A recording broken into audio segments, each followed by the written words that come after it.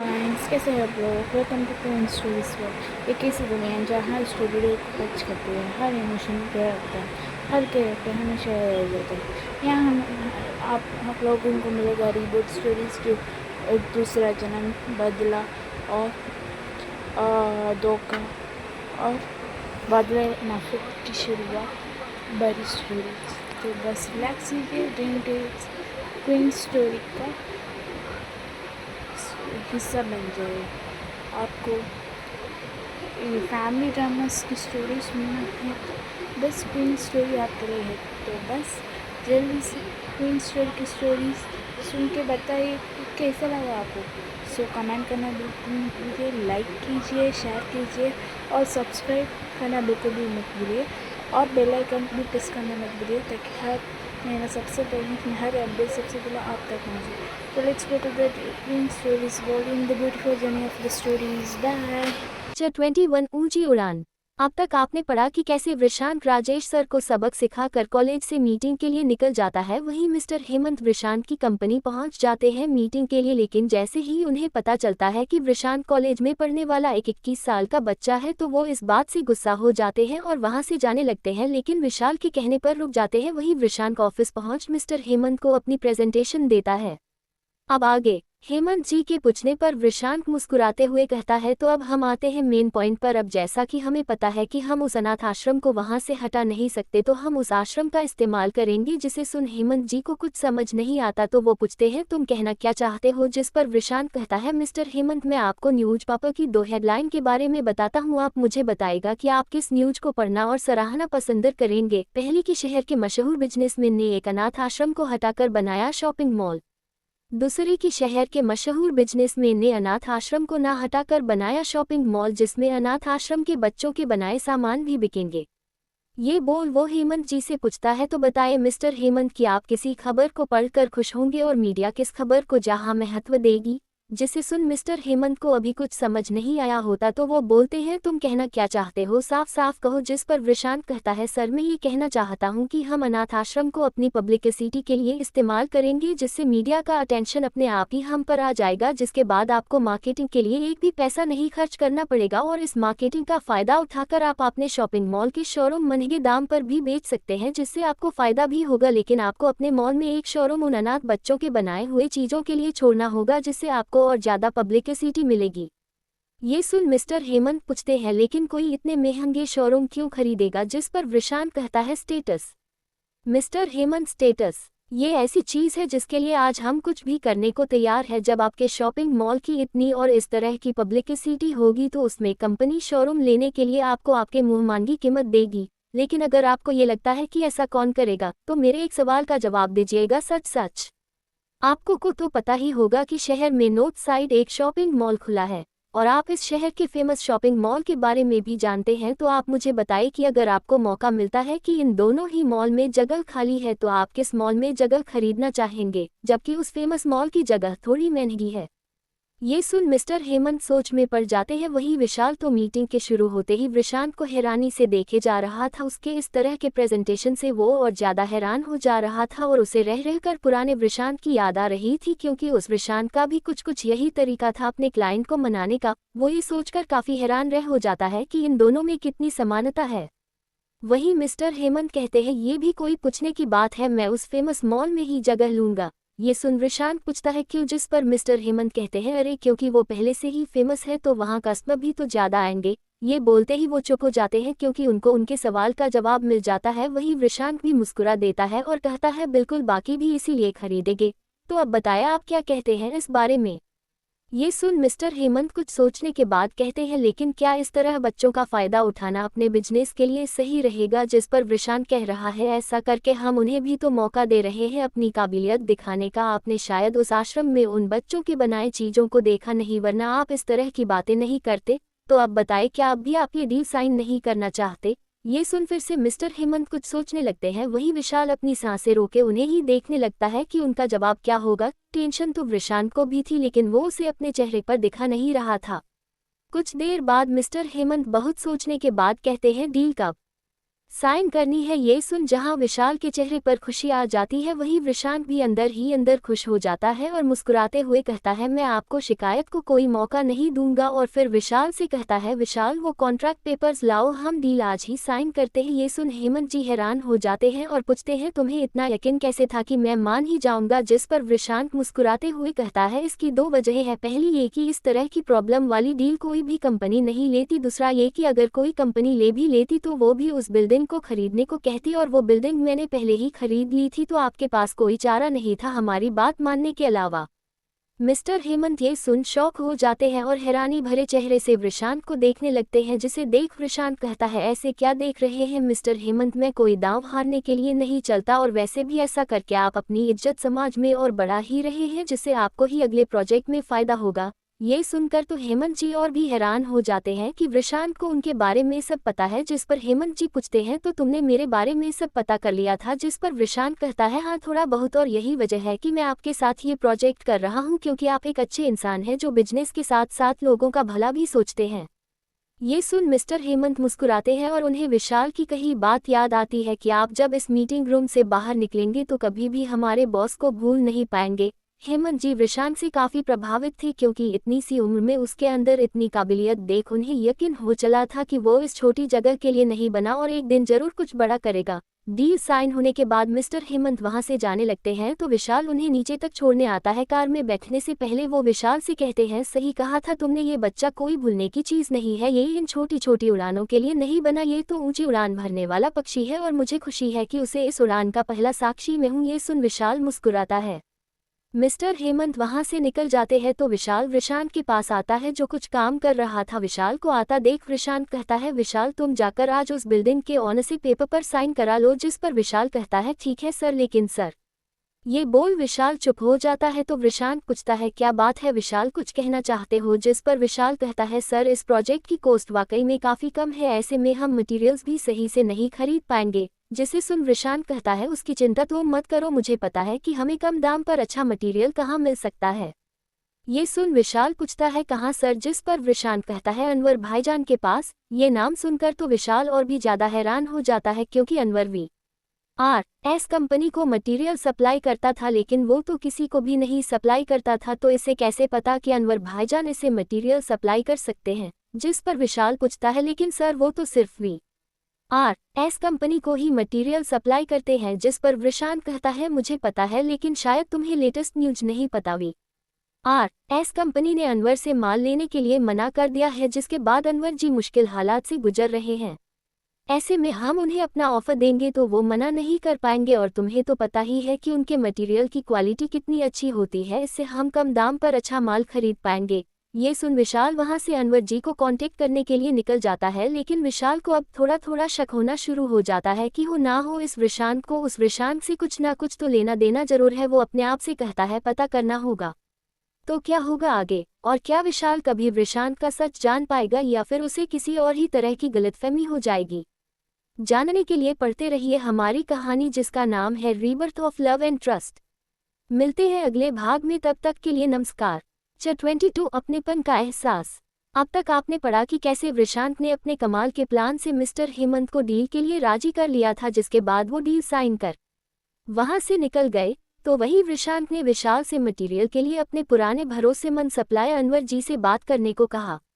अब आगे विशाल अनवर जी के बारे में पता करने चला जाता है, और कुछ देर बाद आकर बताता है, सर अनवर जी इस वक्त बैंक गए हुए हैं लोन के किसी सिलसिले में। ये सुन विशांत कुछ सोचता है और विशाल से कहता है, विशाल चलो हमें उनके गोडाउन में चलना चाहिए, क्योंकि जहां तक मुझे लगता है वो बैंक से सीधे वहीं आएंगे, और पता करो कि अनवर जी किस तरह के लोन की बात करने बैंक गए हैं। विशाल ये सुन जी सर बोलता है, और फिर दोनों अनवर जी के गोडाउन की तरफ निकल पड़ते हैं। कुछ ही देर में वो लोग अनवर जी के गोडाउन के सामने होते हैं और वहीं खड़े होकर उनका इंतजार करने लगते हैं। तो विशांत पूछता है, विशाल पता चला किस लिए अनवर जी बैंक गए थे। जिस पर विशाल कहता है, जी सर असल में बात यह है कि VRS कंपनी को माल सप्लाई करने के लिए उन्होंने बैंक से कुछ लोन लिया था, लेकिन उस कंपनी ने तो उनसे माल लेने से ही इनकार कर दिया, और साथ ही आगे से किसी भी तरह का बिजनेस करने से इनकार कर दिया। अब हुआ ये कि कोई भी अनवर जी का माल नहीं खरीद रहा है, और उन्हें बैंक से नोटिस आया था, उसी सिलसिले में बात करने गए थे। वो दोनों बात कर ही रहे थे जब उनका इंतजार जल्दी ही खत्म हो जाता है, क्योंकि उन लोगों को अनवर जी आते हुए दिखाई देते हैं, जिसे देख विशाल उनके पास जाने लगता है तो विशांक उसे रोकते हुए कहता है, नहीं विशाल, इस वक्त उन्हें किसी बिजनेस प्रपोजल की नहीं, एक कंधे की जरूरत है। ये बोल वो अनवर जी के पास चले जाता है और जाकर उनके पास बैठ जाता है। वहीं अनवर जी 50 साल के एक बहुत ही सुलझे और सरल व्यक्तित्व वाले आदमी थे, जिन्होंने दुनिया में हर तरह के इंसान देख लिए थे। वहीं विशांक जाकर उनके पास बैठते हुए कहता है, सलाम अनवर चाचा। वहीं अपने लिए चाचा सुनते ही अनवर जी हैरानी से वृषांक को देखने लगते हैं, क्योंकि इस तरह उन्हें सिर्फ पहले वाला वृषांक ही बुलाया करता था। वो उसके लिए सप्लायर से ज़्यादा दोस्त की तरह थे, क्योंकि अनवर जी वृषांक की कंपनी से उसके पापा के टाइम से ही जुड़े हुए थे, जिससे वृषांक का उनसे खास लगाव था। ये सोचते हुए अनवर जी पूछते हैं, तुम कौन है बच्चे और यहाँ क्या करने आए हो? जिस पर वृषांक कहता है, चाचा वैसे तो मैं एक फरियादी हूँ जो अपनी फरियाद लेकर आया था, लेकिन आपको परेशान देखा तो सोचा पहले आपसे पूछ लूँ कि आपको क्या परेशानी है। चाचा आप चाहें तो मुझे अपना बेटा समझकर बता सकते हैं। ये सुन ना क्यों, लेकिन उन्हें पहले वाले वृषांक की याद आ गई, क्योंकि वो भी उनसे ऐसे ही बात करता था, जिसे सोच उनके आंखों में आंसू आ गए। जिसे देख वृषांक पूछता है, क्या हुआ चाचा, आप रो क्यों रहे हैं? जिस पर अनवर जी कहते हैं, कुछ नहीं बच्चे, बस किसी की याद आ गई, वो भी बिल्कुल तुम्हारी तरह ही बातें करता था। वैसे तुम बताओ, तुम किस तरह की फरियाद लेकर आए हो? वैसे तो अब मेरे पास ज्यादा कुछ नहीं बचा, लेकिन ना जाने क्यों तुम मुझे अपने से लग रहे हो, इसलिए मैं तुम्हारी मदद करूंगा। बताओ मेरे बच्चे, तुम्हें क्या चाहिए?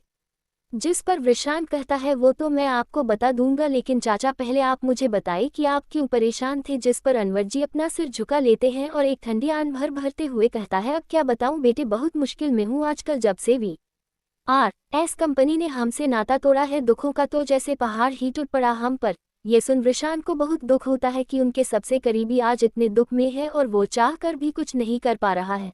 तो वृषांक ने पूछा, लेकिन चाचा मैंने तो सुना है आप उनसे बहुत सालों से जुड़े थे, तो फिर अचानक से उन लोगों ने आपसे माल लेना बंद क्यों कर दिया? जिस पर अनवर जी कहते हैं, हाँ बेटा सही कहा तुमने, मैं उस कंपनी से बहुत सालों से जुड़ा हुआ था और इसीलिए मैं किसी भी और कंपनी को अपना माल नहीं देता था। और वृषांक वो तो मुझे अपना सगा चाचा ही मानता था। सब सही चल रहा था जब तक वृषांक था, लेकिन उसके जाने के बाद जब से वो कंपनी समीर और निशा के हाथों में गई, उस कंपनी का पतन शुरू हो गया। उस कंपनी को मिलने वाले सारे डील के लिए माल दूसरी जगह से आने लगा, लेकिन मैंने फिर भी उस कंपनी का साथ नहीं छोड़ा। लेकिन एक दिन किसी बात पर मेरी उस समीर से बहस हो गई, जिसके बाद उसने मुझे कंपनी आने से ही मना कर दिया, यहाँ तक कि हमसे माल लेना भी बंद कर दिया। मैंने उस माल के लिए बैंक से लोन लिया था, जिसे मैं चुका नहीं पा रहा हूँ, बस उसी लिए परेशान था।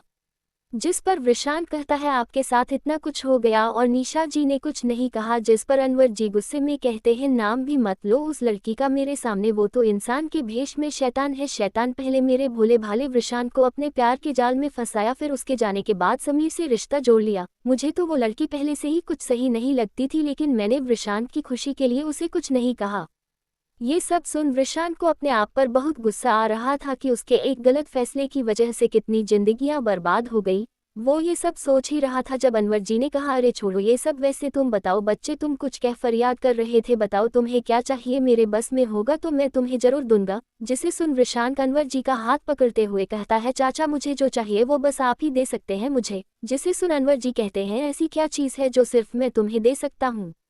तो वृषांक कहता है, चाचा असल में मैं एक कंस्ट्रक्शन कंपनी अभी शुरू की है, जिसका पहला प्रोजेक्ट मुझे आज मिला है, लेकिन बजट बहुत टाइट है, जिसलिए मैं थोड़ा परेशान था। तो मेरे सेक्रेटरी ने मुझे बताया कि आप कम दाम में बहुत अच्छा माल देते हैं, लेकिन उसने ये भी बताया कि आप सिर्फ एक ही कंपनी को वो माल बेचते हैं। बस यही फरियाद लेकर आया था कि चाचा मैं चाहता हूँ कि आप मुझे भी अपना माल दें। मैं जानता हूँ आप उस कंपनी से दिल से जुड़े हैं, लेकिन चाचा मेरे पहले कदम में मैं आपका साथ चाहता हूँ, क्या आप मेरे साथ देंगे? ये सब सुन अनवर जी पहले तो वृषांक को देखने लगते हैं, लेकिन फिर अचानक ही उठकर उसे गले लगा लेते हैं और कहते हैं, मेरे बच्चे तुम फरियाद लेकर नहीं बल्कि फरिश्ते बनकर हमारी जिंदगी में आ हो। अल्लाह ने तुम्हें मेरे पास अपना बंदा बनाकर भेजा है।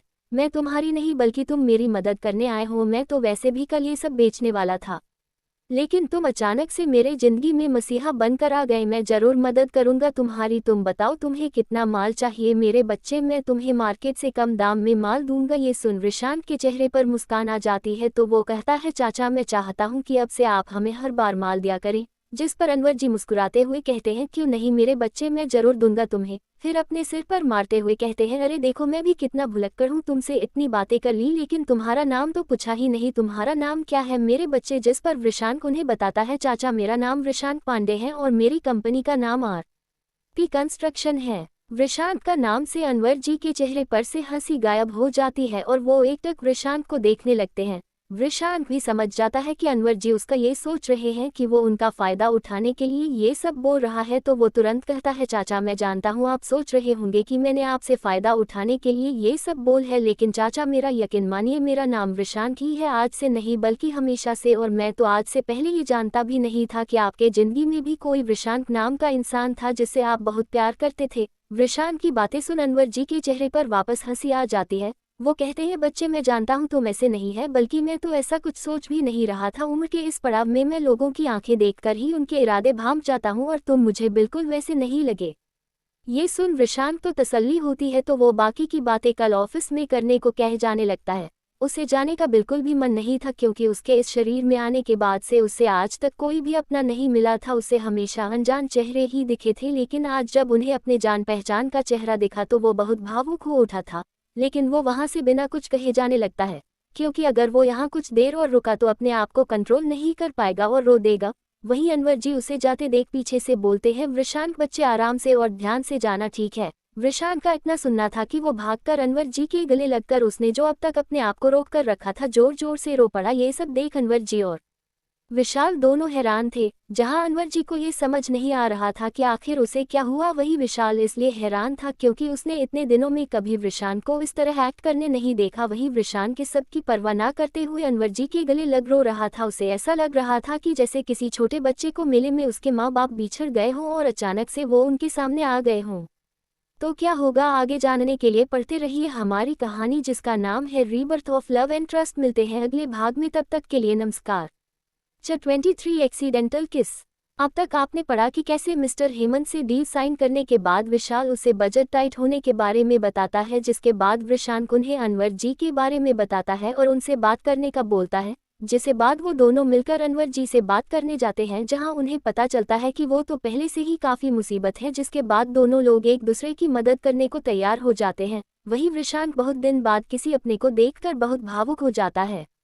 अब आगे काफी देर रोने के बाद जब वृषांक का मन हल्का हो जाता है तो वो अनवर जी के अलग होता है। वहीं अनवर जी उसे अजीब नजरों से देख रहे होते हैं, मानो पूछ रहे हों, क्या हुआ बच्चे, तुम इस तरह क्यों रोए। जिस समझते हुए वृषांक कहता है, वो चाचा मुझे माफ कर दीजिएगा, असल में आपको देखकर मुझे मेरे चाचा की याद आ गई, वो भी मुझे इसी तरह बुलाया करते थे, बस वो ही सोचकर थोड़ा इमोशनल हो गया था।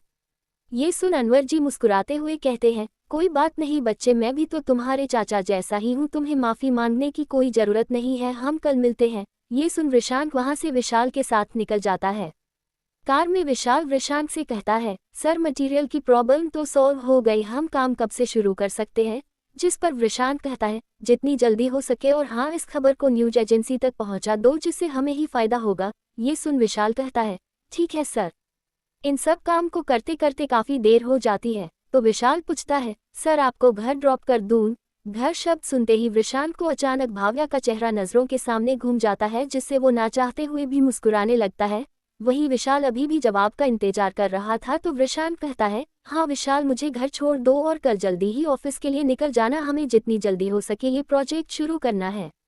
उद्धरण चिन्ह। ये बोल वो चुप हो जाता है। कुछ ही देर में वृषांक घर आ जाता है तो विशाल उसे वहीं छोड़कर निकल जाता है। उधर भाव्या हमेशा की तरह वृषांक का इंतजार कर रही थी। उससे तो ना जाने क्यों, लेकिन वृषांक का इंतजार करना अच्छा लगता था, लेकिन आज उसके मन में वृषांक के लिए कई सवाल थे जिसे वो वृषांक से पूछना चाहती थी। सामने वृषांक को आता देख भाव्या के चेहरे पर स्माइल आ जाती है। वहीं वृषांक भाव्या को उसका इंतजार करते देख मुस्कुराने लगता है। भाव्या वृषांक के पास जाती हुई कहती है, आ गए तुम, ये तुम रोज घर लेट क्यों आते हो, ऐसा क्या काम करते हो कि तुम्हें लेट हो जाता है। उद्धरण चिन्ह। भाव्या की इस तरह की शिकायत सुन वृषांक दिल तो प्यार से भर उठता है। उसे तो ऐसा लग रहा था जैसे भाव्या उसके घर लेट आने से उसे एक बीवी की तरह पूछ रही हो, आज लेट क्यों हुए। ये सब सोच वो खुद को मुस्कुराने से रोक नहीं पाता। वहीं भाव्या उसे मुस्कुराता देख प्यार से उसे निहारने लगती है, क्योंकि इस वक्त उसे वृषांक दुनिया का सबसे हैंडसम आदमी लग रहा था। लेकिन तुरंत ही होश में आते हुए कहती है, बताओ तुम रोज लेट क्यों होते हो। जिस पर वृषांक भी होश में आते हुए कहता है, क्योंकि मैं ऐसा काम करता हूँ जिसमें थोड़ी लेट ही छुट्टी मिलती है, वैसे तुम क्यों पूछ रही हो ये सब। फिर शरारती मुस्कान लिए पूछता है, मेरे बिना मन नहीं लगता है क्या तुम्हारा।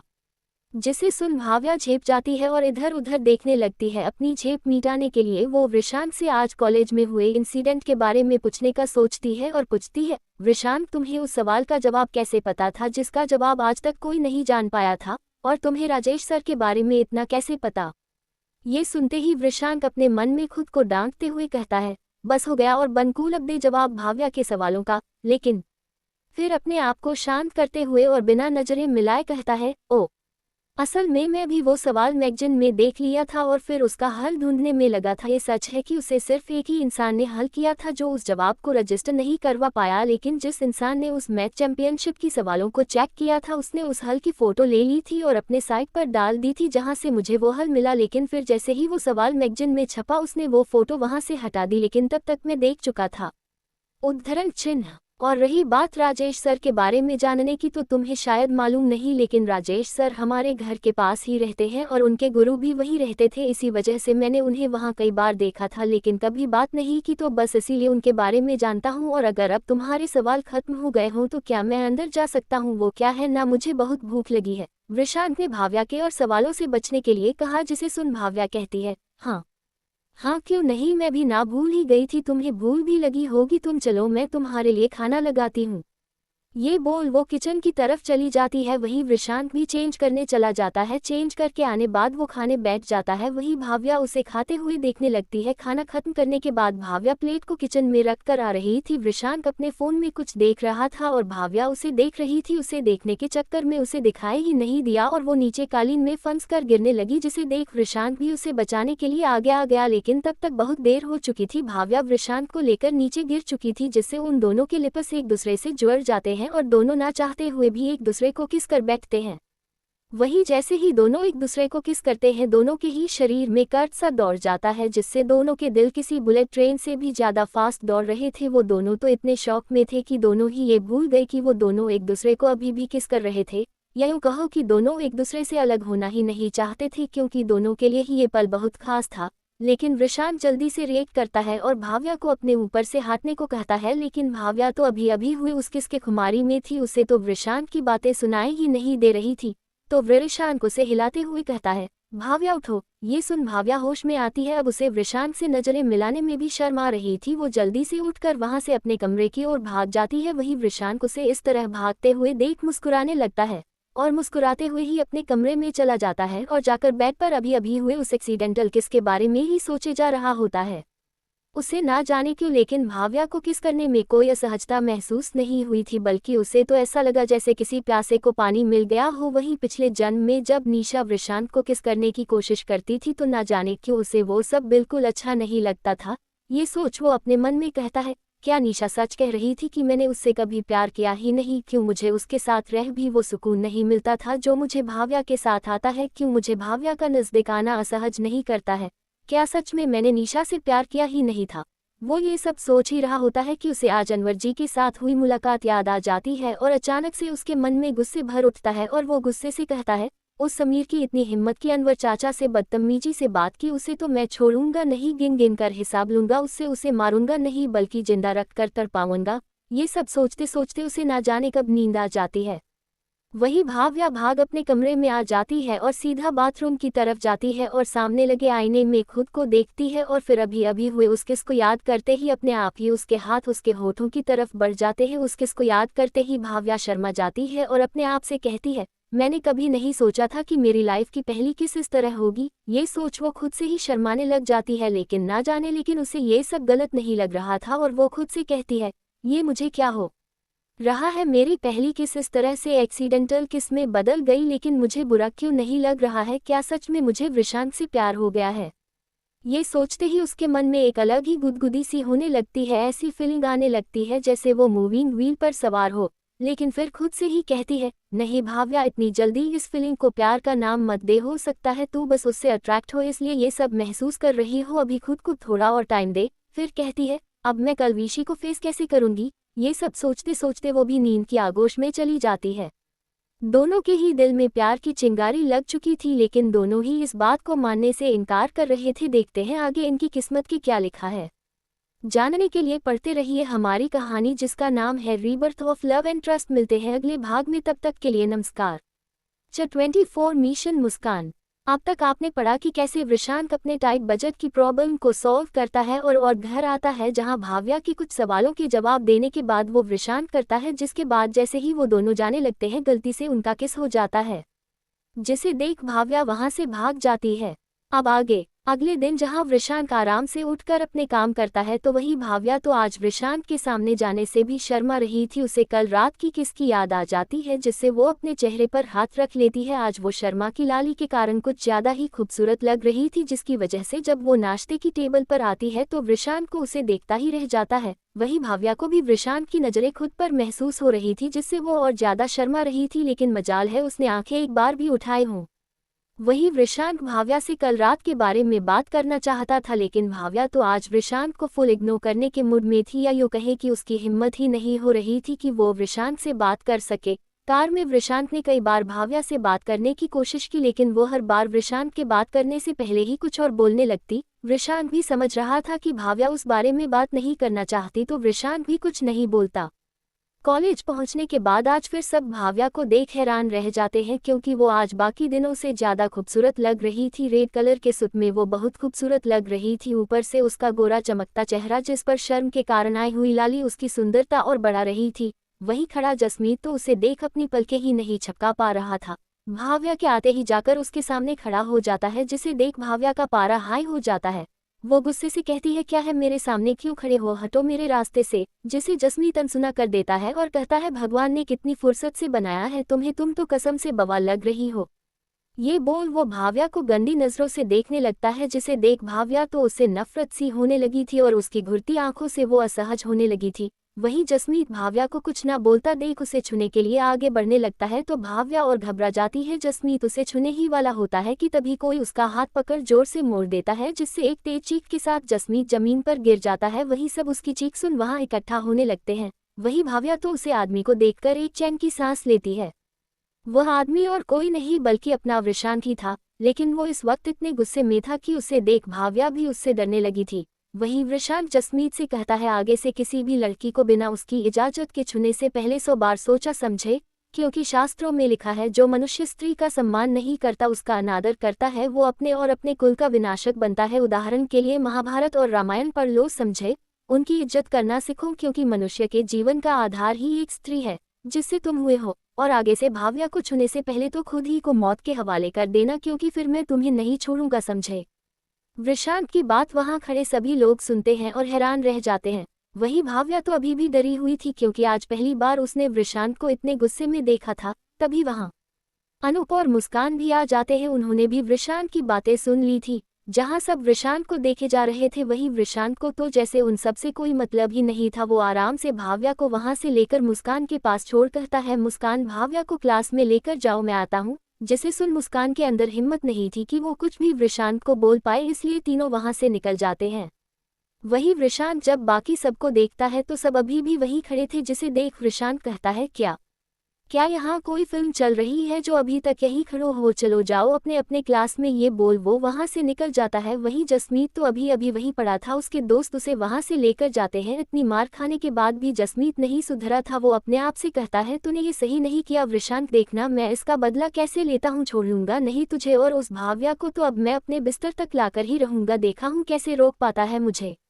उधर भाव्या तो अभी भी वृषांक के कहे गए शब्दों को ही याद कर रही थी और अपने आप से कह रही थी, ये कितनी इज्जत करता है औरतों की, ये कैसे किसी लड़की को चोट पहुंचा सकता है। फिर उसे वृषांक के किए हुए सुलूक की याद आती है, तो वो कहती है, जरूर कोई तो बात रही होगी जो उस दिन वृषांक वो सब कर गया, वरना जो लड़का लड़कियों का इतना सम्मान करता है वो कैसे किसी के साथ बदतमीजी कर सकता है।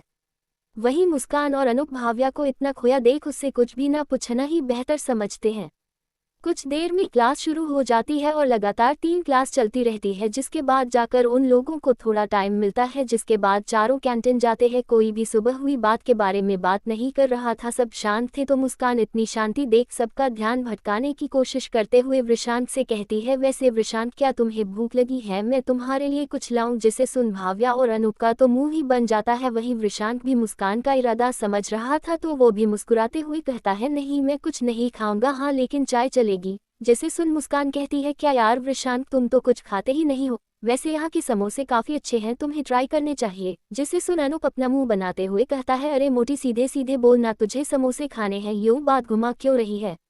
ये सुन मुस्कान गुस्से से कहती है, तुझे क्या परेशानी है, तेरा तो नहीं खा रही ना, तुझे क्यों बुरा लगता है जब भी मैं कुछ खाने की बात करती हूँ। और फिर दोनों की बहस शुरू हो जाती है, जिसे देख भाव्या और वृषांत परेशान हो जाते हैं। तो भाव्या उन्हें शांत कराते हुए कहती है, चुप हो जाओ, तुम दोनों जब देखो तब लड़ते रहते हो। जिसे सुन मुस्कान कहती है, मैंने शुरू नहीं किया था, इसने शुरू किया था। जिसे सुन भाव्या कहती है, ठीक है माते, लेकिन अब आप तो चुप हो जाए। ये सुन मुस्कान कहती है, मैं तो चुप ही हूँ, वैसे भी इस बिल्ली से लड़कर तो मुझे और भूख लग गई है, चल भाव्या कुछ खाने को लेने चलते हैं, वरना ये हम सबका दिमाग ही खाएगा। ये बोल वो भाव्या को वहां से लेकर चली जाती है।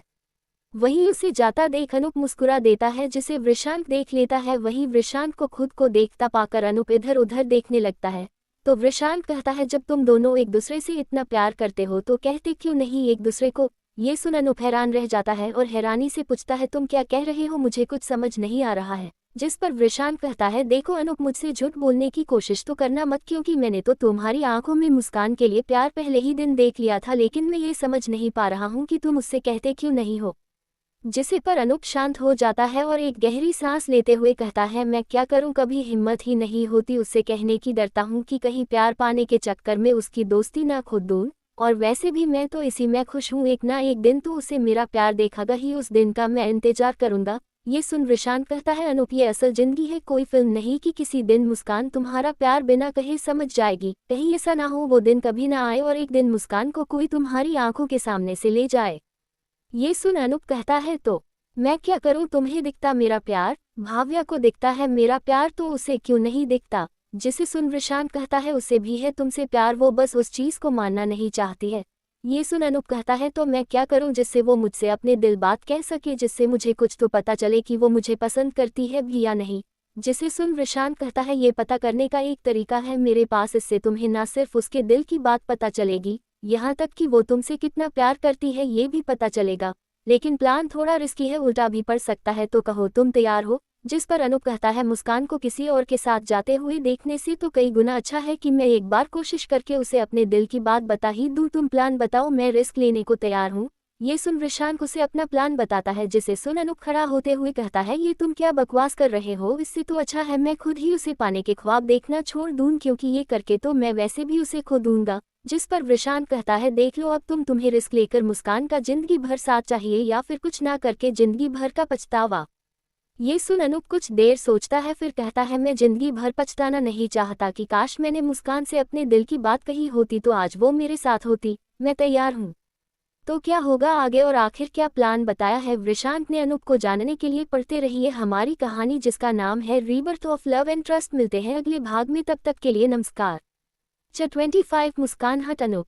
अब तक आपने पढ़ा कि कैसे वृषांत और भाव्या के एक्सीडेंटल किस के बाद से भाव्या को वृषांत के सामने जाने में शर्म आ रही थी। वहीं वृषांत जब उससे कल रात के बारे में बात करना चाहता तो वो बात को टाल देती। वहीं जब जसमीत ने भाव्या से बदतमीजी की तो वृषांत ने उसे अच्छा सबक सिखाया। उधर अनूप और मुस्कान की लड़ाई के बाद वृषांत अनूप को अपना प्यार मुस्कान को बताने को कहता है और उसे एक प्लान भी बताता है। अब आगे वृषांत का प्लान सुनने के बाद अनूप वो रिस्क लेने के लिए तैयार हो जाता है। प्लान के तहत अनूप को किसी दूसरी लड़की के साथ फ्लर्ट करना था, जिसे देख मुस्कान जेलस होगी और अगर ऐसा होता है तो वो जरूर कुछ ना कुछ करेगी, जिसके बाद तुम अपना लव कन्फेस करना वो जरूर मान जाएगी। लेकिन इसमें ये रिस्क था कि अगर मुस्कान को जेलसी नहीं हुई तो अनूप बुरा फंस जाएगा, क्योंकि मुस्कान को उस तरह के लड़के बिल्कुल पसंद नहीं थे जो लड़कियों को चीट करते हैं। लेकिन कुछ पाने के लिए रिस्क तो लेना ही पड़ता है।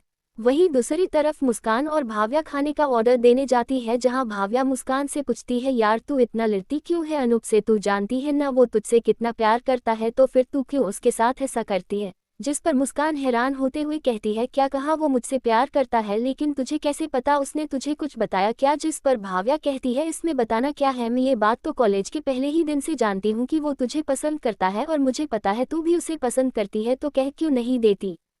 ये सुनते ही मुस्कान पहले कुछ देर तो भाव्या को देखती है, फिर एकदम से हंसने लगती है। जिसे देख भाव्या को कुछ समझ नहीं आता कि वो हंस क्यों रही है, तो वो पूछती है, क्या हुआ, हंस क्यों रही है। जिस पर मुस्कान अपनी हंसी रोकते हुए कहती है, अरे तूने बात ही ऐसी की है, मुझे हंसी आ गई, अनूप प्यार करता है और वो भी मुझसे, तेरा दिमाग खराब हो गया है क्या, तुझे पता भी है अनूप कौन है, उसका पूरा नाम क्या है।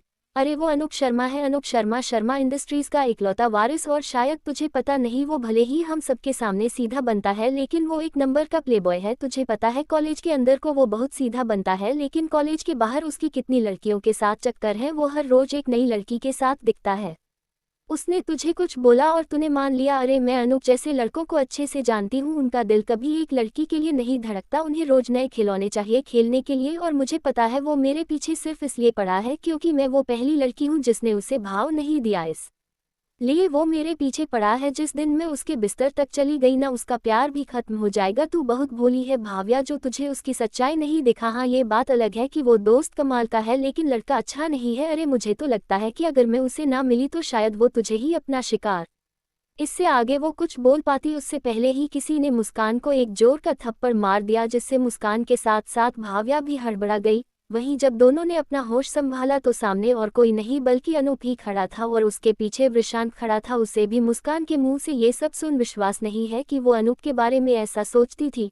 वहीं अनूप गुस्से से मुस्कान के देख रहा था और गुस्से से कहता है, अब तक तो मुझे लगता है कि शायद मेरे बार बार टोकने से तुम इतना चीलती हो मुझसे, लेकिन आज मुझे पता चला कि तुम मेरे बारे में ऐसा सोचती थी कि मैं एक प्लेबॉय हूँ और बाहर मेरे कई लड़कियों के साथ चक्कर हैं और मैं सिर्फ तुम्हें अपने बिस्तर तक ले जाने के लिए ये सब कर रहा था। आज तुमने हद पार कर दी मुस्कान, तुमने मुझ पर सवाल खड़े किए। यहाँ तक तो ठीक था लेकिन तुम्हें कोई हक नहीं है मेरी फीलिंग्स को जज करने का। अरे मुझे तो अब खुद पर ही शर्म आ रही है कि मैंने तुम जैसे छोटी सोच वाली लड़की से प्यार भी किया था। अरे तुम तो अपनी सोच में इतनी गिर गई कि तुम्हें मेरा और भाव्या का रिश्ता भी गंदा लगने लगा। बहन मानता हूँ मैं उसे, लेकिन तुमने तो उसे भी नहीं छोड़ा। इतना सब सुनने के बाद मुस्कान भी कहाँ चुप रहने वाली थी, वो भी चिल्लाते हुए कहती है, तो क्या गलत कहा मैंने? तुम हो उसी तरह के इंसान जिसका एक लड़की पर दिल कभी आ ही नहीं सकता। तुम एक नंबर के घटिया इंसान हो जो रोज अपने कपड़ों की तरह लड़कियां बदलता है। मैं तुम्हारे रग रग से वाकिफ हूँ, मुझे अपने बातों को जाल में तुम नहीं फंसा सकते क्योंकि तुम उसी तरह के इंसान हो, समझे? मुझे सुनाने से पहले अपने गिरबान में झांक कर देखो फिर कुछ बोलना। ये सब सुन अनूप को तो ऐसा लग रहा था जैसे कोई उसके दिल में हजारों सुइयां चुभो रहा हो। उसे एक तेज दर्द का एहसास अपने दिल में हुआ जिससे वो एक बार के लिए लड़खड़ा गया, जिसे वृषांक और भाव्या ने वक्त रहते संभाल लिया। लेकिन अनूप का दिल तो हजारों टुकड़े में बिखर चुका था जिसे शायद समेटना किसी के बस की बात नहीं थी। वो खुद को संभालते हुए कहता है, सही कहा तुमने, मेरी ही गलती है कि मैंने तुमसे इतना प्यार किया। मैं पिछले 5 साल से तुमसे पागलों की तरह प्यार करता रहा, सिर्फ इस उम्मीद में कि एक दिन तुम जरूर मेरे प्यार को समझोगी। लेकिन मुझे क्या पता था कि तुम मेरे बारे में ऐसा सोचती है। मैं ही बेवकूफ़ था जो समझ नहीं पाया। लेकिन अभी भी बहुत देर नहीं हुई, आज से मैं अपने दिल में तुम्हारे लिए सारे जज्बात खत्म करता हूँ। आज के बाद हम दोस्त भी नहीं रहे। ये बोल वो वहां से जाने लगता है। वहीं मुस्कान को तो जैसे कोई फर्क ही नहीं पड़ रहा था, वो आराम से खड़ी थी। लेकिन जाते जाते अनूप मुड़ते हुए कहता है, मिस मुस्कान, मुझे पता है कि आपके दिमाग में मेरी जो इमेज बन गई है वो कभी सही नहीं होगी और अब तो मैं चाहता भी यही हूँ कि वो कभी सही भी ना हो। लेकिन मैं भगवान से प्रार्थना करता हूँ कि भगवान आपको हमेशा खुश रखे और अगर कभी तुम्हें सच्चाई पता चले तो उसे सुनने और सहने की शक्ति दे। ये बोल वो वहां से निकल जाता है। वही भाव्या भी मुस्कान को देखने लगती है और कहती है, मुस्कान, आज तुमने वाकई बहुत गलत किया। मुझे नहीं पता था कि तुम ऐसा सोच सकती हो मेरे बारे में। मैं भी अब तुम्हारी दोस्त नहीं रह सकती और मैं भी भगवान से प्रार्थना करती हूँ कि जिस दिन तुम्हें सच का पता चले भगवान तुम्हें उसे सहने की ताकत दे। ये बोल वो भी अनूप के पीछे निकल जाती है। अब वहाँ सिर्फ वृषांक और मुस्कान रह गए थे, जिसे देख मुस्कान कहती है, तुम्हें कुछ नहीं कहना क्या? आखिर तुम भी तो भाव्या के ही फ्रेंड हो, तुम कुछ नहीं कहोगे? जिस पर वृषांक मुस्कुरा देता है और कहता है, नहीं, मैं कुछ नहीं कहूंगा क्योंकि मैं ना तो तुम्हें अच्छे से जानता हूँ और ना ही अनूप को, इसलिए मैं तुम्हारे मामले में नहीं बोलूंगा क्योंकि मुझे नहीं पता कि किसकी गलती है। हाँ, लेकिन इतना जरूर कहूंगा कि हमें अपने शब्दों का चयन बहुत सोच समझ कर करना चाहिए क्योंकि गोली और बोली दो ऐसी चीजें हैं जो निकलने के बाद कभी वापस नहीं आती और गोली से ज्यादा घातक इंसान की बोली गई बोली होती है क्योंकि गोली तो सिर्फ इंसान के बाहरी शरीर को चोट पहुंचाती है लेकिन बोली इंसान के अंतमन को चोट पहुंचाती है। इसीलिए मैं सिर्फ इतना कहना चाहूंगा कि तुमने जो बोला वो सही नहीं था। जिसे सुन मुस्कान कहती है, तुम ऐसा इसलिए कह रहे हो क्योंकि तुमने अनूप की सच्चाई नहीं देखी है। अगर देखते तो ये नहीं बोलते। मैंने देखी है उसकी सच्चाई कि वो एक नंबर का लड़केबाज है। जिस पर वृषांत कहता है, मुझे नहीं पता क्या सच है और क्या झूठ, मैं सिर्फ अपने ऊपर विश्वास करता हूँ और मेरा विश्वास कहता है कि अनूप गलत इंसान नहीं है। मुझे नहीं पता कि तुमने क्या देखा कि तुमने अनूप को गलत समझ लिया। लेकिन मुस्कान, मैं तो तुमसे एक ही बात कहना चाहूंगा कि हमेशा अपनी आंखों का देखा सच हो। ये जरूरी नहीं, कभी कभी हमें नजरों का धोखा भी हो जाता है। बाकी तुम खुद ही समझदार हो। ये बोल वो भी वहां से निकल जाता है और मुस्कान वहां अकेली खड़ी रह जाती है। उधर अनूप कॉलेज से निकल कॉलेज के छत पर आ जाता है और जोर जोर से रोने लगता है। उसे मुस्कान के कहे शब्द याद आ रहे थे कि वो एक नंबर का कैरेक्टरलेस लड़का है जिसका संबंध कई लड़कियों से है। वहीं उसका पीछा करते करते भाव्या और वृशांत भी आ जाते हैं। दोनों उसके पास जाते हैं और उसके कंधे पर हाथ रखते हैं, जिसे देख अनूप वृशांत के गले लग और जोर से रोने लगता है और कहता है क्यों वृशांत, मेरे साथ ही क्यों होना था, ये सब क्या गलती थी मेरी कि वो मुझे ऐसा समझती है। जिस पर वृशांत उसे कुछ नहीं कहता, बस उसे रोने देता है। वहीं भाव्या को भी अनूप का ये दर्द देखा नहीं जा रहा था। उसे नहीं पता था कि मुस्कान ने ऐसा क्या देखा जो उसने ये समझ लिया, लेकिन उसे विश्वास था कि अनूप उस तरह का लड़का नहीं है। वहीं अनूप रोए ही जा रहा था तो वृशांत कहता है बस अनूप अब और मत रो, नहीं तो तुम्हारी तबीयत खराब हो जाएगी। जिसे सुन अनूप सिसकते हुए कहता है मैं क्या करूं वृशांत, मुझे बहुत दर्द हो रहा है। यहाँ अनूप अपने दिल की तरफ इशारा करते हुए कहता है और आगे कहता है मैं बर्दाश्त नहीं कर पा रहा हूँ वृशांत, मैं सच में उस तरह का लड़का नहीं हूँ जैसा मुस्कान मुझे समझती है। मैं कभी भाव्या को गलत नज़र से नहीं देखा, हमेशा औरतों का सम्मान किया। पता नहीं उसे कैसे लगता है कि मैं एक कैरेक्टरलेस लड़का हूँ। वृशांत, मुझे बहुत दर्द हो रहा है दिल में, मैं बर्दाश्त नहीं कर पा रहा हूँ कि जिसे मैंने अपने पूरे सच्चे मन से चाहा वो मेरे बारे में ऐसा सोचती है।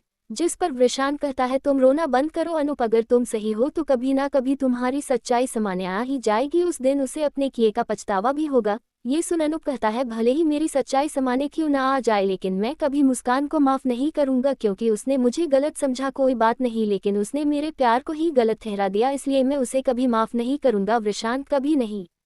कुछ देर रो लेने के बाद अनूप भाव्या से कहता है भाव्या, मैं चाहता हूँ तुम मुस्कान के पास जाओ, वो इस वक्त अकेली होगी, उसे तुम्हारे साथ की जरूरत है।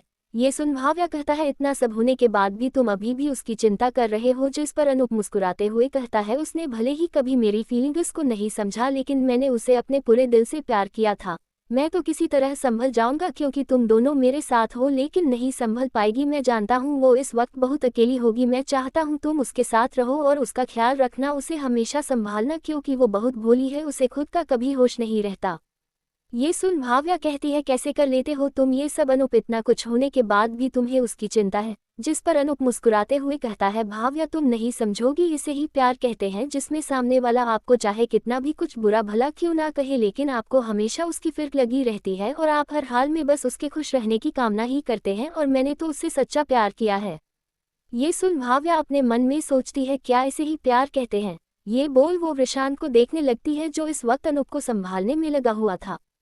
तो होगा आगे और आखिर ऐसा क्या देखा था मुस्कान ने जो उसने अनूप इतना गलत समझ लिया, क्या कभी मुस्कान की गलतफहमी दूर हो पाएगी?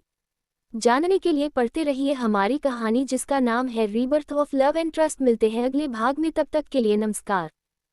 26 गुड न्यूज। अब तक आपने पढ़ा कि कैसे मुस्कान एक गलतफहमी के चलते हमेशा से अनूप को एक कैरेक्टरलेस लड़का समझती आई है, और यही बात उसने भाव्या को कही जिसे अनूप ने सुन ली, जिसे सुन उसका दिल बुरी तरह टूट जाता है और वो रोते हुए वहां से निकल जाता है। वही भाव्या की मुस्कान की बातों से हद तो हुई थी, लेकिन अनूप उससे मुस्कान के पास जाने को कहता क्योंकि वो नहीं चाहता था कि मुस्कान अकेला फील करे।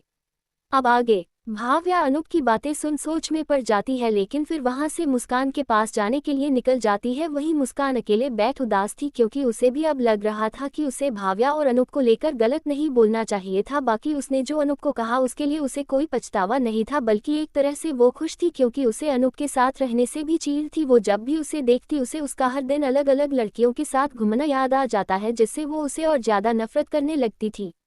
वो ये सब सोच ही रही थी कि तभी वहां भाव्या आ जाती है अपने हाथ में पानी लेकर, जिसे देख मुस्कान उसे देखती है और कहती है क्या हुआ, अभी भी कुछ सुनाना बाकी रह गया है क्या तुम्हारा जो वापस आए हो? जिस पर भाव्या हल्के गुस्से से कहती है नहीं, मैं तुमसे कुछ भी कहने नहीं आई, बस ये बोतल देने आई थी क्योंकि मुझे पता है कि जब तुम रोती हो तो तुम्हें हिचकी और तब तुम्हें पानी चाहिए होता है, बस यही देने आई थी, अब जा रही हूँ। ये बोल वो वहां से जाने लगती है तो मुस्कान उसे पीछे से हक कर लेती है और कहती है सॉरी यार, मुझसे गलती हो गई, मैं जानती हूँ कि अनूप चाहे कितना ही कैरेक्टरलेस हो लेकिन उसने सच में तुझे अपनी बहन ही माना था।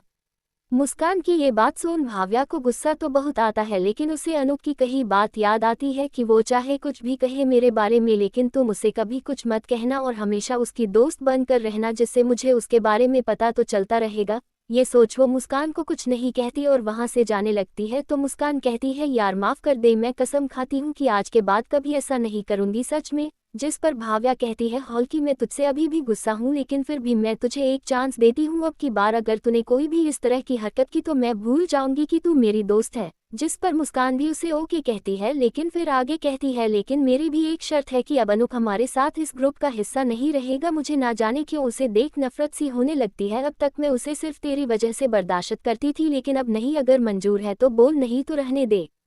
जिसे सुन भाव्या उसे बिना किसी भाव लिए देखती रहती है और कहती है ठीक है, आज से अनूप हमारे ग्रुप का हिस्सा नहीं रहेगा लेकिन अपने ये कहे शब्द याद रखना। जिसे सुन मुस्कान मुस्कुरा देती है और भाव्या को गले लगा लेती है। वहीं कुछ दूर खड़े अनूप और वृषांत भी मुस्कान और भाव्या की बातें सुन लेते हैं। जहां वृषांत को अनूप के लिए बुरा लग रहा था वहीं अनूप का तो और भी बुरा हाल था। उसने जिसे अपनी जिंदगी में सबसे ज्यादा चाहा, आज उसने उससे सुनने को मिल रहा था कि वो उससे नफरत करती थी। ये सुनकर तो अनूप बिल्कुल टूट ही जाता है लेकिन फिर भी ये बात किसी को नहीं जताता। वहीं वृषांत भी उसके मन की हालत समझ रहा था कि वो इस वक्त कैसे महसूस कर रहा, इसलिए वो अनूप के कंधे पर हाथ रखकर कहता है कोई बात नहीं अनूप, तुम निराश मत होना। आज अगर घना अंधेरा है इसका मतलब जरूर कल एक नया सवेरा होगा जिसमें मुस्कान की सारी गलतफहमी दूर हो जाएंगी और तुम दोनों फिर से एक साथ होगे। ये सुन अनूप कुछ नहीं कहता, बस मुस्कुरा देता है।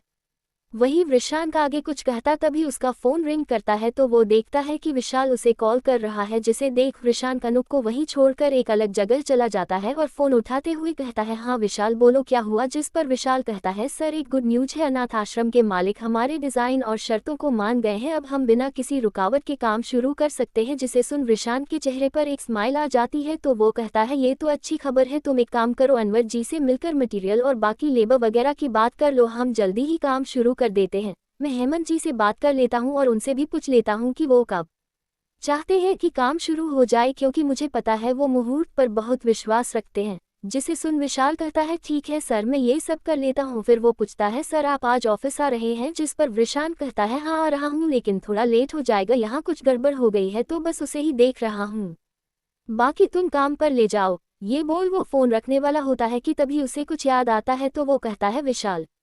जिसे सुन विशाल जो फोन रखने वाला था कहा है जी सर कुछ और बात है। जिस पर वृषांत कहता है विशाल मुझे अनूप शर्मा के बारे में पूरी जानकारी चाहिए और वो भी जल्दी ही, क्या ये हो सकता है। जिसे सुन विशाल कहता है जी सर मैं अभी करता हूँ ये बोल वो फोन काट देता है। वही वृषांत फोन कटने के बाद कुछ देर को अनूप के बारे में सोचता है लेकिन फिर तुरंत ही अपना ध्यान वहां से हटाता है और हेमंत जी को कॉल लगा देता है। वहीं हेमंत जी जो मेरे किसी काम में बिजी थे, वृषांत का फोन आता देखते हैं तो तुरंत फोन उठाते हैं और कहते हैं हाँ वृषांत जी कहिए कैसे याद किया। जिस पर वृषांत कहता है हेमंत जी मुझे आपको एक गुड न्यूज देनी थी। ये सुन हेमंत जी खुश हो जाते हैं क्योंकि उन्हें पता था कि वृषांत क्या कहने वाला है तो वो पूछते हैं कैसी गुड न्यूज। जिस पर वृषांत उन्हें सारी बात बता देता है। जिसे सुन हेमंत जी की खुशी का तो ठिकाना ही नहीं रहता, वो खुशी से नाचने लगते हैं और खुशी से कहते हैं ये तो आपने बहुत अच्छी न्यूज दी है वृषांत, सच कहूँ तो एक बार को मैंने तो उम्मीद ही छोड़ दी थी कि ये मॉल कभी बन भी पाएगा लेकिन तुमने इसे सच कर दिया।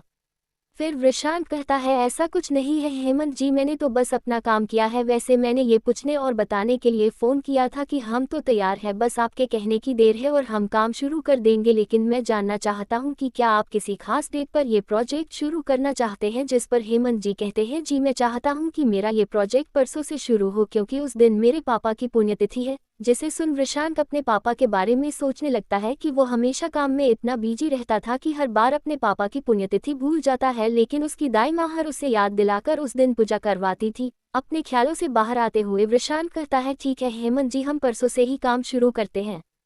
ये सुन हेमंत जी कहते हैं वृषांत मैं चाहता हूँ कि आप भी उस मॉल की नींव पूजन में शामिल हो, वहाँ पर मीडिया मौजूद रहेगी जिससे आपको भी काफ़ी फायदा होगा।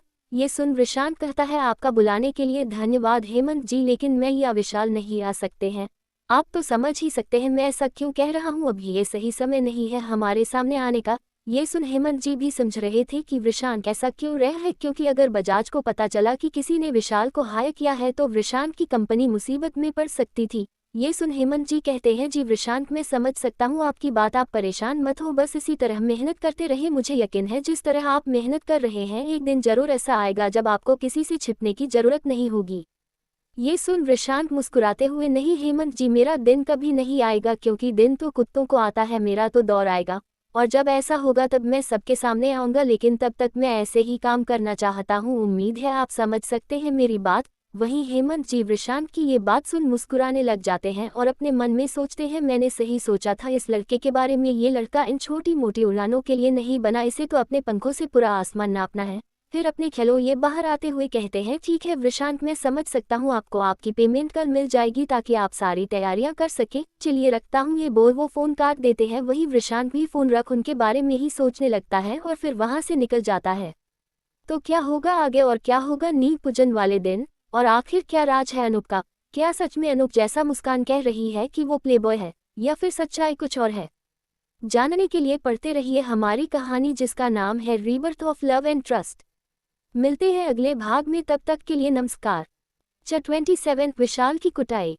अब तक आपने पढ़ा कि कैसे एक गलतफहमी के चलते मुस्कान अनूप को गलत समझने लगी थी और उससे इतनी नफरत करने लगी कि उस नफरत में उससे ये तक होश नहीं रहा कि वो भाव्या और अनूप के रिश्ते तक को गलत नज़र से देखने लगी, जिससे अनूप काफ़ी हर्ट हुआ। लेकिन फिर भी उसने भाव्या से कहा कि वो मुस्कान के साथ रहे ताकि वो अकेली ना हो। वहीं विशाल ने फ़ोन करके वृषांक को बताया कि अनाथ आश्रम ने उनके डिज़ाइन और आइडिया के लिए हामी भर दी है। ये बात वृषांक ने फ़ोन करके हेमंत जी को भी बता दी। अब आगे। फोन काटने के बाद वृषांक अनूप के पास आ गया, जो अभी भी उदास ही बैठा था, जिसे देख वृषांक कहता है, अनूप मुझे पता है तुम गलत नहीं हो, लेकिन तुम्हें अपनी बेगुनाही साबित करनी पड़ेगी। जिसे सुन अनूप कहता है, अब मुझे ही अपनी बेगुनाही साबित करनी पड़ेगी। जिस पर वृषांक कहता है, हाँ ऐसा करना पड़ेगा। सच की एक यही परेशानी है कि सच होने के बाद भी उसे साबित करना पड़ता है, वही झूठ को साबित करने की जरूरत नहीं पड़ती। ये दुनिया ऐसी ही है, और वैसे भी झूठ चाहे कितना ही बलवान क्यों ना, सच से हमेशा कमजोर ही रहता है। ये सुन अनूप कहता है, नहीं लेकिन मैं अपनी बेगुनाही साबित नहीं करूंगा, क्योंकि ऐसा करने से मेरा आत्मसम्मान मुझे इज्जत नहीं देता। उसे जो समझना है समझे, मुझे फर्क नहीं पड़ता। अब मैं इस टॉपिक पर कोई बात करूंगा। ये बोल वो वहां से निकल जाता है। वहीं भाव्या भी कुछ देर बाद वृषांक के पास आती है और पूछती है, क्या कहा अनूप ने? जिस पर वृषांक उसे सारी बात बता है, जिसे सुन भाव्या भी परेशान हो जाती है और कहती है, अब क्या होगा? मैं नहीं चाहती है ये दोनों कभी अलग हो, और ना जाने कैसे मुस्कान को ऐसी गलतफहमी हो गई, जबकि मुझे कभी नहीं लगा कि अनूप कुछ गलत कर सकता है। जिस पर वृषांक कहता है, कई बार हम गलत नहीं होते हैं, लेकिन इंसान का देखने का नजरिया और अविश्वास उन्हें गलत बना देता है। ऐसा ही कुछ इन दोनों के साथ हो रहा है, लेकिन मुझे यकीन है कि सब सही होगा। खैर तुम इन सबको छोड़ो, चलो तुम्हें घर छोड़ दूं, फिर मुझे काम पर भी जाना है। ये सुन भाव्या और वृषांक भी वहां से निकल जाते हैं। तो वृषांक भाव्या को छोड़कर ऑफिस के लिए निकल जाता है, जहां विशाल और अनवर जी दोनों उसका वेट कर रहे थे। आते ही वृषांक पूछता है, विशाल सब सेट हो गया ना? जिस पर विशाल कहता है, जिस पर मटेरियल तैयार है और लेबर्स को लेकर भी बात हो गई है। फिर वृषांक अनवर जी से पूछता है, चाचा लेबर्स तो सही है ना, काम छोड़कर तो नहीं जाएंगे? जिस पर अनवर जी कहते हैं, नहीं वो सब भरोसेमंद है, असल में तो वो सब वृषांक की कंपनी के लिए काम करते थे, लेकिन उसके जाने के बाद समीर ने उन्हें पैसे कम देने शुरू कर दिए, जिसके बाद सब ने काम छोड़ दिया। एक बार फिर समीर की हरकत सुन वृषांक को गुस्सा आने लगता है, लेकिन वो अपने गुस्से को बाहर नहीं आने देता, या यूं कहे कि वो अपने गुस्से को पाल रहा था और उसे उस दिन के लिए बचा रहा था जब समीर उसके सामने आएगा। उस दिन वो अपना सारा हिसाब लेगा। फिर वो सब कुछ और चीज़ों पर चर्चा करते हैं, जिसके बाद अनवर जी कहते हैं, अच्छा वृषांक बेटे मैं चलता हूँ, मेरी नमाज का टाइम हो रहा है। ये बोल वो वहां से निकल जाते हैं। उनके जाने के बाद वृषांक पूछता है, विशाल मैंने जो कहता था वो हुआ? जिस पर विशाल कहता है, जी सर, जैसा कि आपने अनूप शर्मा के बारे में पता करने को कहा था मैंने सब पता कर लिया है। फिर एक फाइल देते हुए कहता है, सर इसमें उसकी पूरी जानकारी है, आप चेक कर सकते हैं। वृषांक उस फाइल को लेकर पढ़ने लगता है। उसे पढ़ने के बाद वृषांक के चेहरे पर स्माइल आ जाती है और वो अपने आप से कहता है, अच्छा तो ये है तुम्हारी सच्चाई वाकई में। अब तो मैं भी ये दुआ करता हूँ कि जब मुस्कान को तुम्हारी सच्चाई पता चले तो वो उसे संभाल ले। ये बोल वो फाइन बंद कर देता है और बाकी काम में लग जाता है। इन दिनों में एक दो और प्रोजेक्ट्स आए थे जो कि काफ़ी छोटे थे, लेकिन वृषांक ने उन्हें करने से मना नहीं किया, वो उसी को देखने लगता है। ये सब करते करते उसे रात हो जाती है, जिसके बाद विशाल वृषांक को छोड़ने जाता है। तो वृषांक विशाल से कहता है, विशाल कल तुम हेमंत जी के ऑफिस चले जाना, वो पेमेंट करने वाले हैं, और वहां से तुम तुरंत अनवर जी के पास जाना ताकि वो अपना लोन तुरंत खत्म कर सके। मैं नहीं चाहता कि उनके दरवाजे पर फिर से कोई लोन वाला आए। ये सुन विशाल हाँ में सिर हिला देता है। कुछ ही देर में वो उसे घर छोड़ वहां से निकल जाता है। वही भाव्या रोज की तरह वृषांक का वेट कर रही थी। उसके आते ही वो वृषांक के पास जाती है।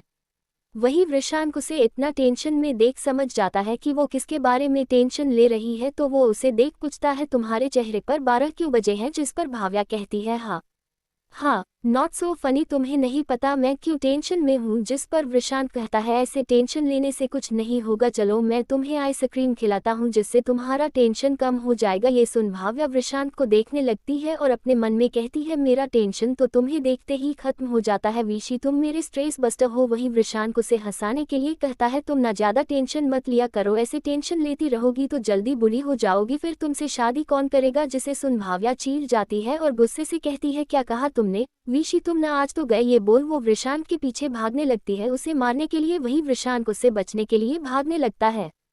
दोनों ऐसे ही भागते रहते हैं, फिर थककर एक जगह रुक जाते हैं तो विशांत रुकते हुए कहता है अब बस बहुत हुआ, अब मैं नहीं दौड़ सकता।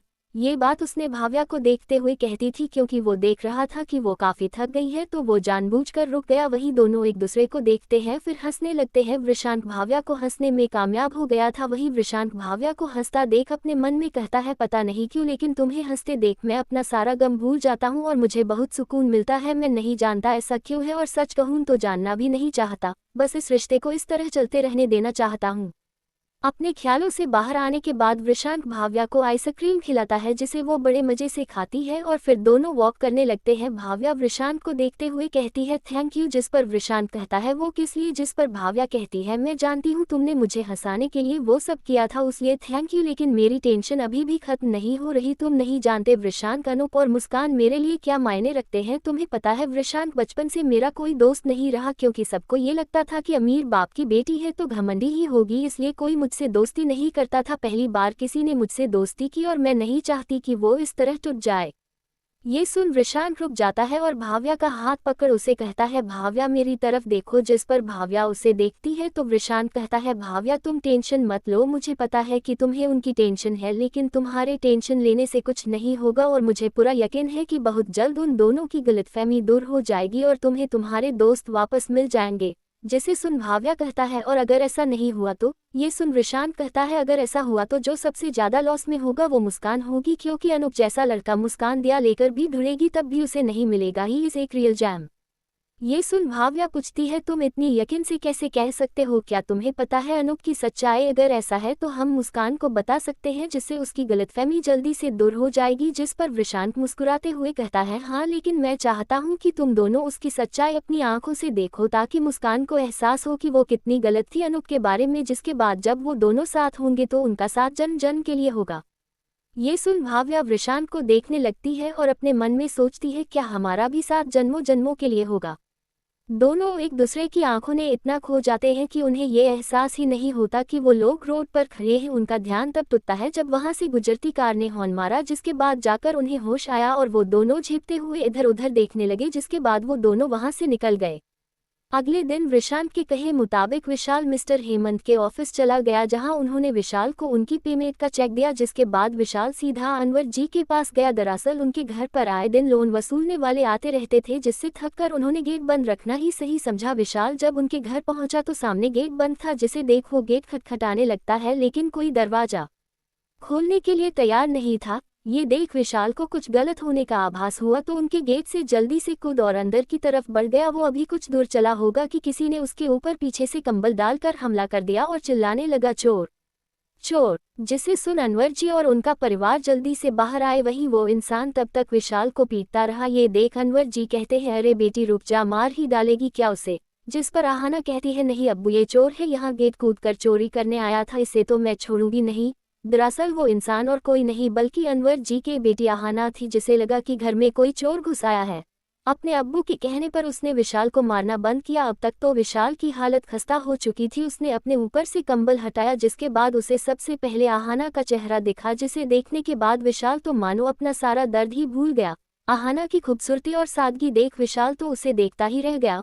उसका गोर चेहरा, लंबे काले बाल जिसमें वो काफी सिंदूर दिख रही थी और सबसे ज्यादा खूबसूरत उसकी भूरी आंखें, जिन्हें देख विशाल तो बस उनमें डूबता ही चला गया।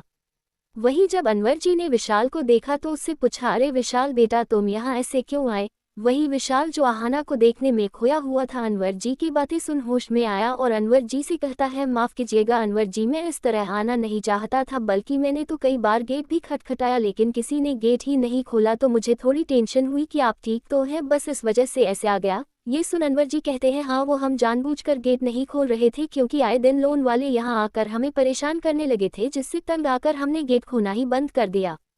ये सुन विशाल कहता है उसी सिलसिले में तो मैं आपसे बात करने आया था। फिर विशाल उनकी तरफ चेक बढ़ाकर कहता है ये लीजिए अनवर जी आपका पेमेंट, विशांक सर ने इसे आपको देने को कहा था ताकि आप जल्दी से लोन चुका दें और कोई भी आपको परेशान न करने आए। वहीं आहाना विशाल के बारे में जानकर अपने आप को काफ़ी गिल्टी फील कर रही थी कि उसे बिना सच्चाई जाने इतना मार दिया। वो जल्दी से अनवर जी के पीछे छिप गई ताकि विशाल उसे ना देख पाए, लेकिन विशाल की आंखें तो बस आहाना को ही देखना चाहती थी। वहीं अनवर जी आहाना से कहते हैं बेटी चलो विशाल जी से माफ़ी मांगो, तुमने इन्हें बिना सच्चाई जाने इतना मारा है। जिसे सुन आहाना अपनी नज़रें झुका लेती है और धीरे से कहती है हमें माफ़ कर दीजिएगा, हमसे गलती हो गई। वहीं विशाल को तो वो और भी ज़्यादा सुंदर लग रही थी, जिसे देख विशाल कहता है कोई बात नहीं, बल्कि मुझे खुशी है कि आप और लड़कियों की तरह मुसीबत के वक्त डर नहीं जाती और उसका बिना डरे हिम्मत से सामना करती है। ये सुन आहाना अपनी नज़रें विशाल पर डालती है लेकिन फिर जल्दी ही अपनी नज़रें नीचे झुका लेती है और वहाँ से निकल जाती है। उसे अच्छा लगा था कि विशाल ने उसे उसकी करनी के लिए डांटा नहीं बल्कि उसने उसे हिम्मती कहा। वहीं विशाल तो अनवर जी को चेक देकर वहाँ से निकल गया, लेकिन शायद जाते जाते विशाल ने अपना दिल भी वहीं छोड़ दिया जो अब शायद आहाना के पास था। देखते हैं क्या होगा इनका अंजाम। जानने के लिए पढ़ते रहिए हमारी कहानी जिसका नाम है rebirth of love and trust. मिलते हैं अगले भाग में, तब तक के लिए नमस्कार। 28 पहली कामयाबी। अब तक आपने पढ़ा कि कैसे विशांक मिस्टर हेमंत से बात कर उन्हें बता देता है कि वो रेडी है और हेमंत जी भी उसे परसों का बोल देते हैं। वहीं अगले दिन विशांक विशाल को हेमंत जी से पेमेंट लेने को बोलता है और उसे अनवर जी को देने को बोलता है, जहां विशाल को अनवर जी की बेटी आहाना दिखती जिसे देख वो उसमें ही खो जाता है। अब आगे विशाल वहां से तो निकल गया था लेकिन आहाना उसके ख्यालों में बस चुकी थी। उसे याद करता हुआ वो मुस्कुराए जा रहा था और अपने मन में कहता है ये कैसी फीलिंग है जो मुझे आहाना को देखने से हुई, क्या इसे ही फर्स्ट साइट वाला प्यार कहते हैं, पता नहीं, लेकिन जो भी इस वक्त मैं बिना इस चीज़ की परवाह किए बस इस फीलिंग को जीना चाहता हूँ। ये बोल वो मुस्कुराते हुए वहां से निकल जाता है। वही सब कुछ रेडी था। रात में विशांत को नींद ही नहीं आ रही थी। वो कल के बारे में सोच रहा था। जब उसे नहीं रहा गया तो वो खिड़की के पास आकर खड़ा हो गया और अपने आप से बातें करते हुए कहने लगा कल से मेरी इसी जर्नी का पहला कदम पड़ने वाला है। इस जन्म में पिछली वाली गलतियों को नहीं दोहराना चाहता। ये बोल वो अपने पिछले जन्म में हुए उसके साथ अन्याय को याद करने लगता है, जिसे याद कर उसके चेहरे पर गुस्से के भाव आ जाते हैं और वो गुस्से में कहता है बस कुछ दिन और आराम की जिंदगी जी लो तुम लोग, क्योंकि उसके बाद तुम लोग चाह कर भी आराम नहीं कर पाओगे। तुम्हें तो मैं वो दर्द दूंगा कि तुम रोना भी चाहोगी तो तुम्हारे आंसू नहीं निकलेंगे। ये बोल वो वापस आकर अपने बेड पर लेट जाता है और सोने की कोशिश करने लगता है। अगले दिन विशांत जल्दी ही उठ गया था और नहा धोकर रेडी था। आज पूजा करते समय भी उसके आवाज में एक अलग ही खनक थी जिसे सब महसूस कर रहे थे। वहीं नाश्ते की टेबल पर विशांत भावेश जी से कहता है सर मैं आज की छुट्टी लेना चाहता हूँ, मुझे कुछ काम है। जिसे सुन भावेश जी उससे कहते हैं ठीक है, मैं भाव्या के साथ किसी और को भेज देता हूँ। वही भाव्या का तो मुंह ही लटक गया था। ये सुन उसे बिल्कुल भी अच्छा नहीं लग रहा था कि विशांत आज उसके साथ नहीं जाएगा और वो सोच रही थी कि कल उसने मुझे क्यों नहीं बताया कि वो आज कॉलेज नहीं जाने वाला था। लेकिन ये सब वो विशांत से नहीं पूछ सकती थी और ना ही अब कॉलेज ना जाने को कह सकती थी, वरना सब उससे पूछते कि क्यों नहीं जाना कॉलेज तो वो क्या जवाब देती। वहीं विशांत भाव्या की तरफ एक बार भी नहीं देख रहा था क्योंकि वो जानता था कि उसने उसे कॉलेज ना जाने की बात नहीं बताई है जिसके लिए वो उससे गुस्सा होगी, इसलिए वो उसे देख ही नहीं रहा था। वही भाव्या वाकई इस बात से काफ़ी गुस्से में थी, लेकिन वो भी क्या करती, अंत में हार मानकर उसे कॉलेज जाना ही पड़ा।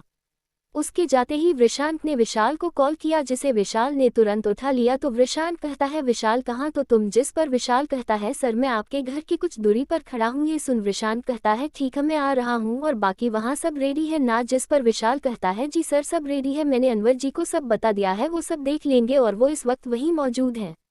ये सुन विशांत कहता है गुड, मैं बस यहाँ से निकल रहा हूँ। ये बोल वो फोन काट देता है और तैयार होने चला जाता है। तैयार हो वो वहां से विशाल के साथ निकल जाता है। असल में वो और विशाल आज साइट पर जाने वाला था, लेकिन अपना हुलिया बदल कर ताकि उन्हें कोई पहचान ना सके, क्योंकि अभी वो लोग दुनिया की नज़रों में नहीं आ सकते थे, लेकिन उनका वहां होना भी जरूरी था, इसलिए उन लोगों ने ये प्लान बनाया था।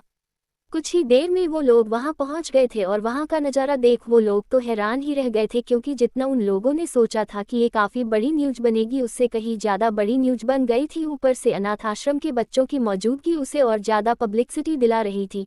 वृषांक और विशाल दोनों ये देख काफी खुश थे। विशाल वृषांक से बोलता है, सर हमारी उम्मीद से ज्यादा कवरेज मिल रहा है, ये खुशी की बात है। जिससे सुन वृषांक कहता है, हाँ मुझे भी इतनी उम्मीद नहीं थी, खैर ये अच्छा ही है, इससे हमें भी काफी फायदा होगा। ये बोल वो लोग एक जगह बैठ सब देखने लगते हैं। कुछ ही देर में मिस्टर हेमंत अपने परिवार के साथ वहां आ जाते हैं, जिसके बाद पूजा शुरू हो जाती है और कुछ ही देर में मिस्टर हेमंत उस मॉल की नींव रखते हैं जिसे मीडिया कवर कर रहा था। उसके बाद मिस्टर हेमंत मीडिया के सवालों के जवाब देने के लिए आते हैं, तो मीडिया उनसे कई तरह के सवाल पूछने लगती है, जिसे सुन मिस्टर हेमंत कहते हैं, मैं जानता हूं कि आप सबके पास कई सवाल होंगे जिन्हें आप जानना चाहते हैं, तो मैं बिना देरी किए पहले अपने इस प्रोजेक्ट के बारे में बताना चाहता हूं। जिसे बाद मिस्टर हेमंत ने उन्हें अपने प्रोजेक्ट के बारे में सब बताया। तो एक मीडिया वाले ने पूछा, सर हमें पता चला है कि आप ये प्रोजेक्ट अनाथ आश्रम की जमीन लेकर बनवाने वाले थे, जिसका वो लोग विरोध भी कर रहे थे, और अचानक से आप इस तरह का प्लान लेकर आ गए, कहीं ऐसा तो नहीं कि आपने अपने काम के लिए बच्चों को डराया धमकाया हो। ये सुन मिस्टर हेमंत मुस्कुराने लगते हैं और कहते हैं, इस बात का जवाब आप उस अनाथ आश्रम के मालिक मिस्टर इंदर जी से ही क्यों नहीं पूछ लेते, और अगर आप चाहें तो उन बच्चों से भी पूछ सकते हैं। जिसके बाद मीडिया वालों ने इंदर जी से भी काफी सवाल किए और उसके बाद बच्चों से भी, जिनसे उन्हें पता चला कि उन बच्चों के बनाए सामान के लिए इस मॉल में एक कॉर्नर अलग से होगा। ये सुन मीडिया वाले भी खुश हो जाते हैं।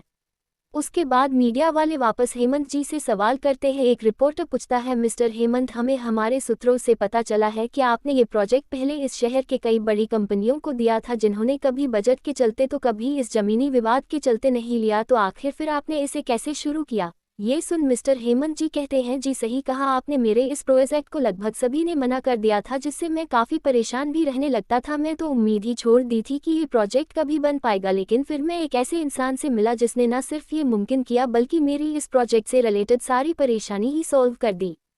ये सुन वो रिपोर्टर पूछता, वो कौन है सर। जिस पर हेमंत जी कहते हैं, जी मैं बात कर रहा हूँ अभी अभी ओपन हुआ पी कंपनी के बारे, जिसका मालिक एक 21 साल का लड़का है, उसने ही ये प्रोजेक्ट मुमकिन किया है। 21 साल सुन, आप लोग उसे बच्चा समझने की गलती ना करें, वो बहुत काबिल है। उसकी काबिलियत का अंदाजा आप इसी बात से लगा सकते हैं कि जो प्रोजेक्ट इस शहर के बड़े बड़े लोग नहीं कर पाए, उसने वो कर दिखाया। वो सच में बहुत ही टैलेंटेड इंसान है। और यही नहीं, मेरा नेक्स्ट प्रोजेक्ट जो कि एक एम्यूजमेंट पार्क बनाना है, मैं वो भी उसे ही देने का ऐलान करता हूँ। ये सुन जहां मीडिया वाले एक नई कंपनी के बारे में मिस्टर हेमंत जी से सुन हैरान थे, वहीं वृषांक और विशाल तो ये सुन काफी खुश थे। विशाल कहता है, सर ये तो कमाल ही हो गया, मतलब अब हमें एक और प्रोजेक्ट मिलने वाला है। ये सुन वृषांक कुछ नहीं कहता, बस मुस्कुरा देता है। उधर मीडिया हेमंत जी से और भी कई सवाल पूछती है, जिसके बाद फाइनली सब खत्म होता है और सब वहां से निकल जाते हैं। जिसके बाद वृषांक और विशाल भी वहां से निकल जाते हैं और ये प्रोजेक्ट स्मूथली शुरू हो जाता है। वृषांक आज काफी रिलैक्स महसूस कर रहा था कि फाइनली सब सही से हो गया। फिर वो अपने एक खास प्रोजेक्ट पर लग जाता है, जिसका उसने विशाल को भी नहीं बताया था, क्योंकि वो अभी भी विशाल पर पूरी तरह से भरोसा नहीं करता था। क्योंकि चाहे कुछ भी हो, लेकिन विशाल था तो राकेश का एक एक्स एम्प्लॉय ही, उस पर पूरी तरह से भरोसा नहीं किया जा सकता था, इसलिए वो उस प्रोजेक्ट के बारे में उसे भी नहीं बताता। अगले दिन ये खबर आग की तरह फैल जाती है कि बिजनेस की दुनिया में एक नए खिलाड़ी ने कदम रख दिया है और आते ही पहली बॉल पर छक्का मारा है। वहीं ये न्यूज़ सुबह नाश्ते की टेबल पर बैठे भावेश जी भी पढ़ रहे थे और भाव्या को भी सुना रहे थे। जिसे सुन भाव्या कहती है, वो डैड ये आर पी कंपनी का मालिक तो काफ़ी कूल मालूम होता है, उसने जैसे ये प्रोजेक्ट किया है वो काबिले तारीफ है।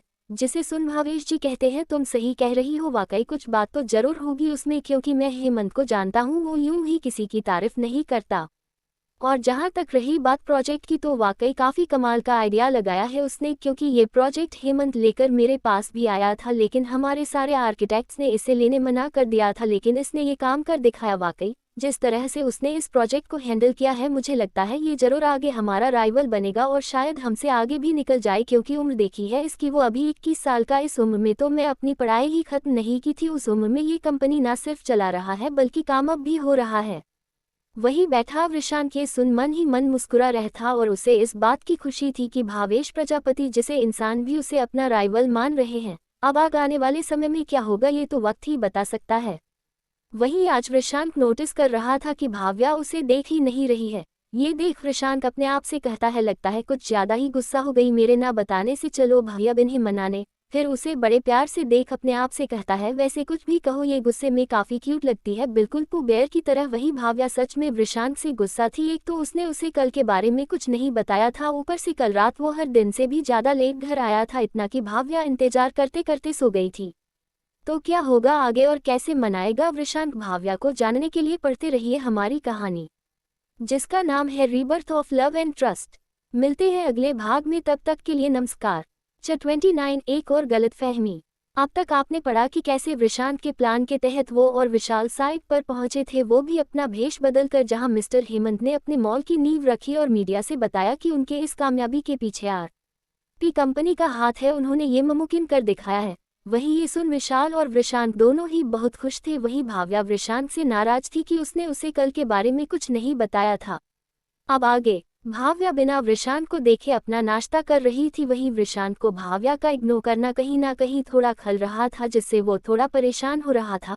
वहीं भाव्या अपने मन में वृषांक पर गुस्सा करते हुए कह रही थी, देखो तो इन्हें मैं गुस्सा हूँ ये जान गए हैं, लेकिन मजाल है कि मुझे मनाने आए। अरे मनाने आएंगे तो इनकी ईगो कम नहीं हो जाएगी। मैं भी ना बात ही नहीं करूंगी इनसे, देखती हूँ कब तक मनाने नहीं आते हैं। इन्हें भी अपने आगे पीछे नहीं दौड़ाया ना तो मेरा नाम भी भाव्या नहीं। उद्धरण चिन्ह। ये सोच वो अपना नाश्ता खत्म करती है और कॉलेज जाने के लिए रेडी हो जाती है। वहीं वृषांक भी उससे बात करने के लिए आगे बढ़ता है तो भाव्या उसे अनदेखा कर देती है और कार में बैठ जाती है। ये देख वृषांक को बहुत बुरा लगता है, लेकिन फिर भी वो हार नहीं मानता और जाकर कार में बैठ जाता है। पूरे रास्ते भाव्या कार से बाहर देख रही थी। उसने वृषांक को एक बार भी नहीं देखा था, जिसे वृषांक नोटिस कर रहा था। वो जब भी बात करने के लिए कुछ कहता, भाव्या उसका कोई जवाब नहीं देती। कुछ देर में कॉलेज आ गया था। वृषांक कुछ दूर पहले ही उतर जाता है। वहीं भाव्या जो अब कार में अकेली थी सोचती है, कहीं मैं ज्यादा तो नहीं कर रही हूँ। ठीक है ऐसा करती हूँ, अब इग्नोर नहीं करूंगी, लेकिन माफ अभी नहीं करूंगी, पहले थोड़ा मनाने तो दो। ये सोच वो मुस्कुराने लगती है।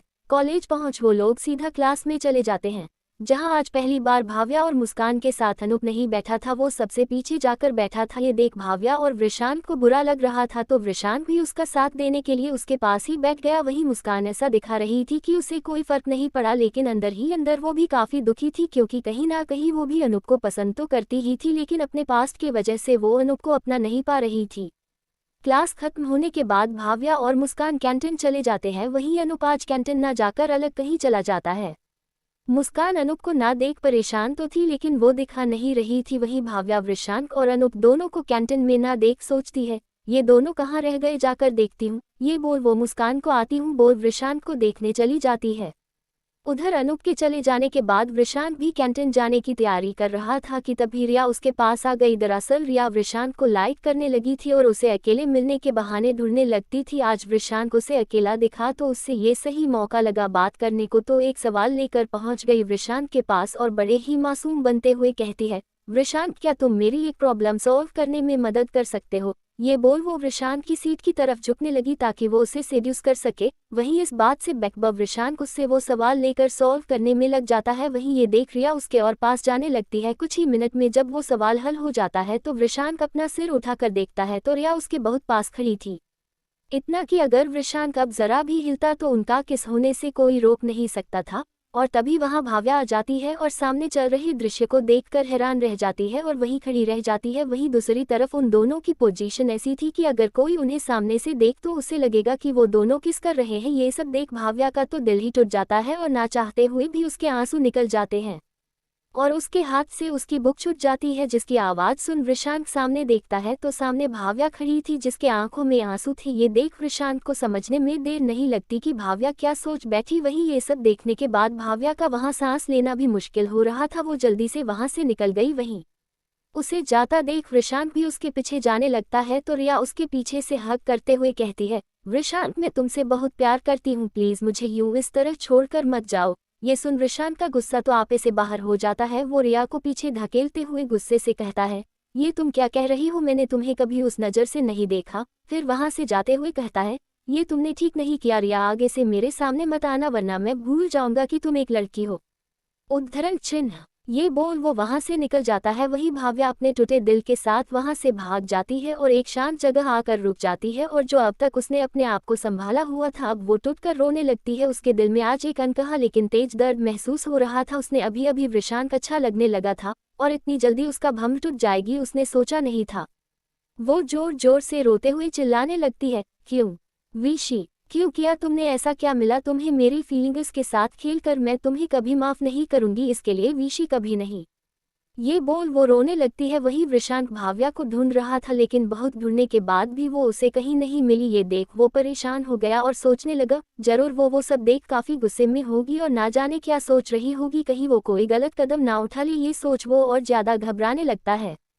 उद्धरण चिन्ह वो ड्राइवर अंकल को कॉल करने की सोचता कि कहीं वो घर ना निकल गई है। ये सोच वो जैसे ही फोन करने जाता है तो उसका फोन बज जाता है। वो देखता है कि विशाल कॉल कर रहा था। वो फोन उठाकर पूछता है, हाँ विशाल बोलो। जिस पर विशाल कहता है, सर आप जल्दी से ऑफिस आ जाए, हमें 2 और प्रोजेक्ट के लिए कॉल आई है और हमें वहां जाना है। ये सुन वृषांत कहता है, ठीक है मैं आता हूँ। ये बोल वो फोन रख तुरंत ड्राइवर अंकल को कॉल लगाता है। वो फोन उठाते हुए कहते हैं, हाँ बेटा कहो क्या बात है। जिस पर वृषांत पूछता, अंकल क्या भाव्या जी आपके पास आई थी। जिस पर ड्राइवर अंकल कहते हैं, हाँ बेटा वो आई थी, कह रही थी उनकी तबीयत कुछ ठीक नहीं है इसलिए वो घर जाना चाहती हैं, इसलिए मैं उन्हें घर ले आया। क्या हुआ, कोई काम था क्या।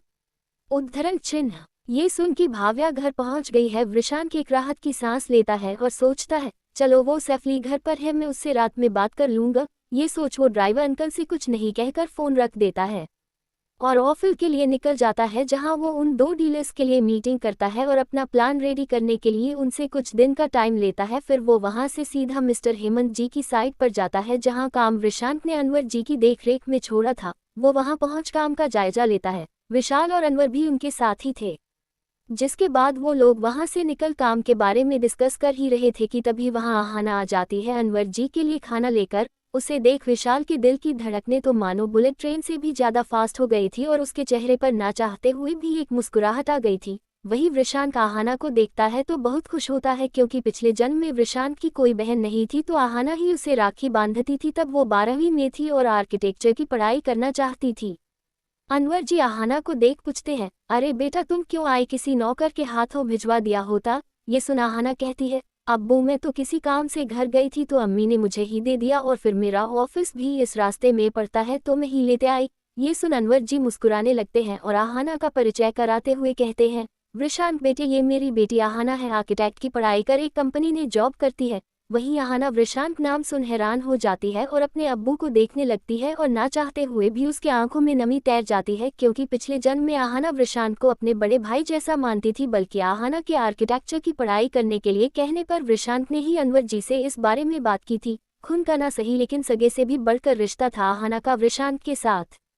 वहीं अनवर जी आहाना की आंखों में नमी देख समझ जाते हैं कि वो दुखी है तो अनवर जी उसे चुप कराते हुए कहते हैं, बेटा दुखी नहीं होते, ये वो वृषांत नहीं है। ये सुन आहाना चुप हो जाती है तो अनवर जी बताते हैं, दरअसल ये वृषांत को अपना बड़ा भाई मानती थी, उसके जाने के बाद काफी ज्यादा दुखी हो गई थी, यहाँ तक अपनी तबीयत तक खराब कर ली थी, इसने बड़ी मुश्किलों से हमने इसे संभाला था।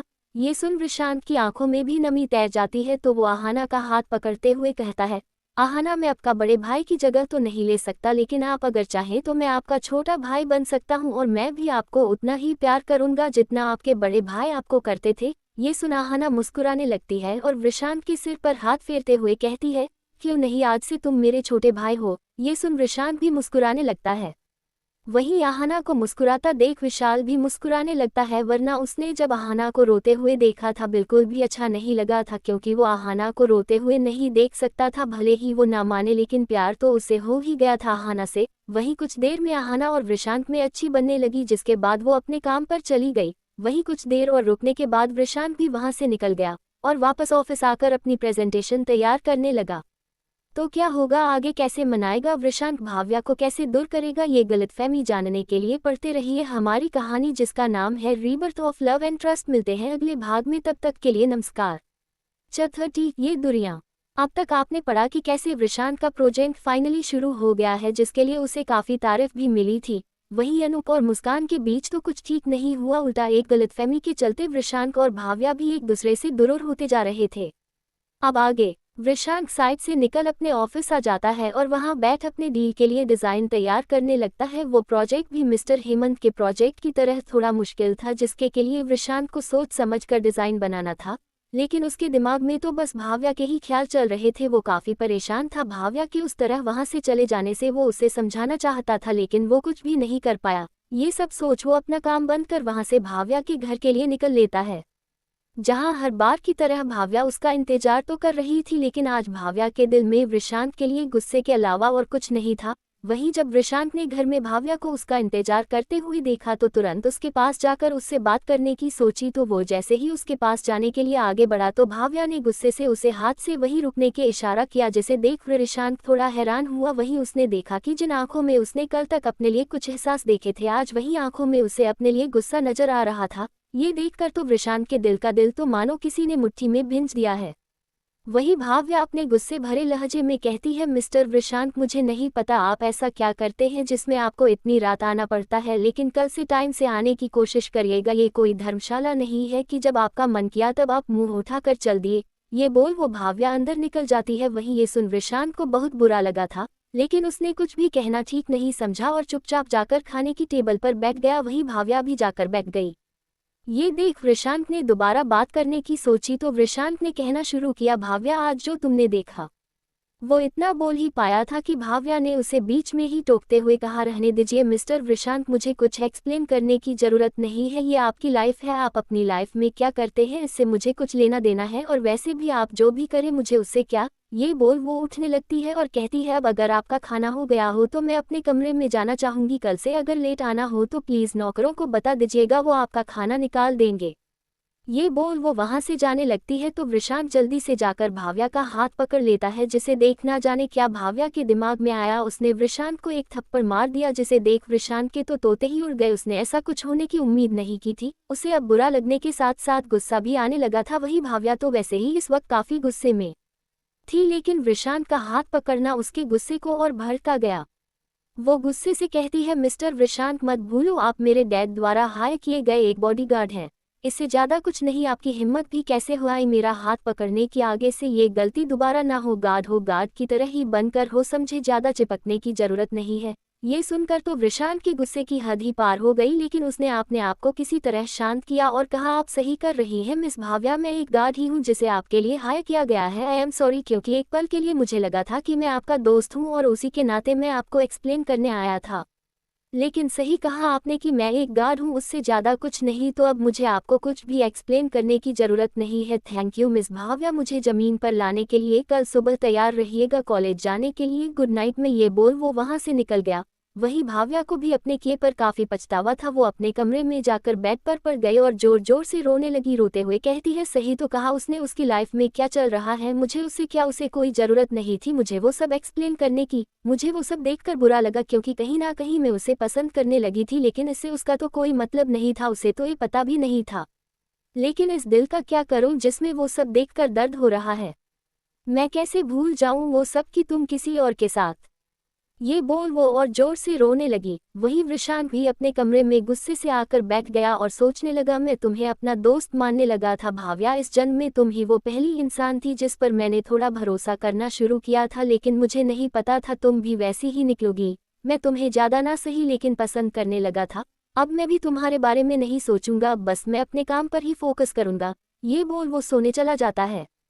अगले दिन वृषांक की दिनचर्या पूजा से ही शुरू होती है, जिसके बाद वो लोग नाश्ता करते हैं, जहां आज दोनों ही एक दूसरे को नहीं देख रहे थे, लेकिन मन में दोनों के ही एक दूसरे का ख्याल चल रहा था। कुछ देर बाद वृषांक कार के पास भाव्या का वेट कर रहा था, जहां भाव्या के आते ही वृषांक ने भाव्या के लिए एक गार्ड की ही तरह उसके लिए गेट खोला, जिसे देख भाव्या को अपने कल किए गए बिहेवियर पर पछतावा हो रहा था, लेकिन उसने कुछ नहीं कहा और कार में बैठ गई। वहीं आज पहली बार वृषांक भाव्या के बगल में न बैठ जाकर आगे बैठ गया, जिसे देख ड्राइवर अंकल ने पूछा भी, अरे वृषांक बेटे तुम आगे क्यों बैठे हो? जिस पर वृषांक मुस्कुराते हुए कहता है, कुछ नहीं अंकल, मैं तो बस अपनी सही जगह बैठा हूँ, कल तक मैं गलत जगह बैठ रहा था। एक गार्ड को मालिक के बराबर बैठने का अधिकार नहीं है। ये बोल वो आगे कहता है, चलिए अंकल कॉलेज के लिए लेट हो रहा है।